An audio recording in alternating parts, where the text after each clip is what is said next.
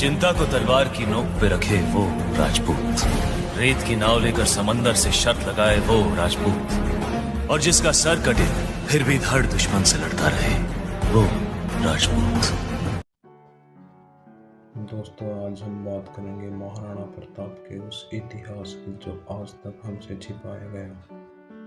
हमारे इतिहास के पन्नों में कितने ही साम्राज्यों के उत्थान और पतन की घटनाएं और वीर गाथाएं लिखी हुई हैं, जिनके साक्षी रहे हैं पुराने कागजात। ये किले, ये महल, ये समाधियाँ और छतरियाँ अपने अवशेषों में अतीत को सजाए हुए हैं। 15वीं शताब्दी में भारत में अनेक छोटे बड़े राज्य थे। उनमें से एक था मेवाड़, जो उस समय राजपूताना के एक प्रमुख राज्य के रूप में उभरा था। यह वह काल था जब भारत में मुगलों का शासन बढ़ता जा रहा था। अनेक राज्य मुगलों की अधीनता स्वीकार कर चुके थे। इधर उत्तर भारत में राजपूत एक प्रमुख शक्ति थे। मेवाड़ पर सिसोदिया वंश के राजपूतों का शासन था, जिनका मुगलों के साथ बराबर विरोध बना रहता था। मेवाड़ के इतिहास के पन्नों को पलटे तो एक प्रमुख शूरवीर का नाम उभरता है। यह नाम है वीर शिरोमणि महाराणा प्रताप का। महाराणा प्रताप शौर्य के प्रतीक, मातृभूमि पर मर मिटने वाले स्वतंत्रता के पुजारी वीर प्रताप की शौर्य गाथाओं से अरावली की घाटी आज भी गूंज रही है। मेवाड़ के दो प्रमुख किले हैं, कुंभलगढ़ और चित्तौड़गढ़। 15वीं और 16वीं शताब्दी में मेवाड़ के राणा कुंभा और राणा संगा ने मेवाड़ की कीर्ति को शिखर तक पहुंचाया। उन्हीं के वंशज महाराणा प्रताप का जन्म 9 मई 1540 को कुंभलगढ़ के किले में हुआ। यहीं इसी स्थान पर कुंभलगढ़ के तत्कालीन महाराणा उदय सिंह और महारानी जयवंती बाई का पुत्र था प्रताप। मेवाड़ का उत्तराधिकारी, प्रजा का दुलारा, बिलों की देखरेख में पला बढ़ा, जिसे प्यार से वे कुका या कीका कहते थे। मेवाड़ का भावी महाराणा वनवासियों के साथ बेहद प्रसन्न रहता था। देश प्रेम की ज्वाला उसके हृदय में सदा जलती रहती थी। उसे अपने पूर्वजों से विरासत में मिली थी। मेवाड़ सदा से ही मुगलों के निशाने पर रहा और युद्ध होते रहते। मेवाड़ का राजनीतिक महत्व तो था ही, साथ ही वह गंगा भूमि के व्यापार मार्ग को पश्चिमी तट से जोड़ता था। अतः मेवाड़ को अपने कब्जे में करना मुगलों के लिए बहुत जरूरी था। मध्यकालीन भारत को देखें तो उस समय अकबर का शासन लगभग पूरे भारत में छा चुका था। अनेक राजपूत सरदार, यहाँ तक कि राणा प्रताप के कुछ परिजन भी अकबर की अधीनता स्वीकार कर चुके थे, और इसके बदले उन्हें ऊंचे पद और ऊंचे ओहदे भी मिले थे।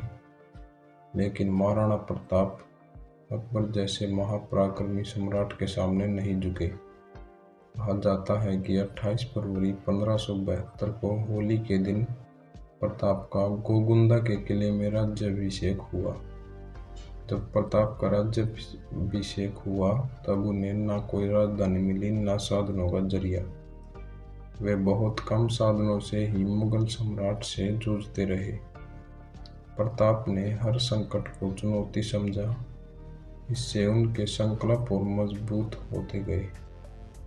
अकबर ने अपनी अधीनता स्वीकार करने के लिए प्रताप के पास अनेक दूत भेजे, पर राणा स्वाभिमानी थे, देशभक्त थे, वे नहीं माने। उनका राजसी वैभव छूट गया। लेकिन कठिन से कठिन परिस्थिति में राणा ने अकबर की अधीनता को स्वीकार नहीं किया। जैसी उनकी पहनी तलवार थी, वैसा ही उनका चौकन्ना था राणा प्रताप का प्रिय घोड़ा चेतक।